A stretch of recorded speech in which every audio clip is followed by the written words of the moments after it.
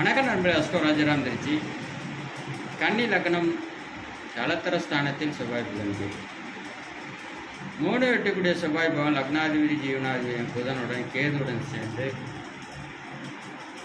களத்திர ஸ்தானத்தில் இருப்பது வீடு கொடுத்த குருவன் ஆட்சி உச்சம் திக்பலம் பெற்றிருக்கும் போது இந்த இடத்துல 3 திசை நல்ல பலன் தராது. முதல் திருமண பாதிப்பு, கூட்டு தொழில், நண்பர்கள், தாரத்தை வண்டி வாகனத்தில் விபத்து ஏற்பட்டு கண்டிப்பாக மனைவி இழக்கக்கூடிய சூழ்நிலை, ஜாதகருக்கே நோய் நொடி பிரச்சனை, நிம்மதியற்ற சூழ்நிலை, தன்னுடைய தாரத்துக்கு தானே கர்மத்தை சொல்லக்கூடிய அமைப்பு, திருமண வாழ்க்கை, கூட்டு தொழில், நண்பர்கள் சுத்த வேஸ்ட்.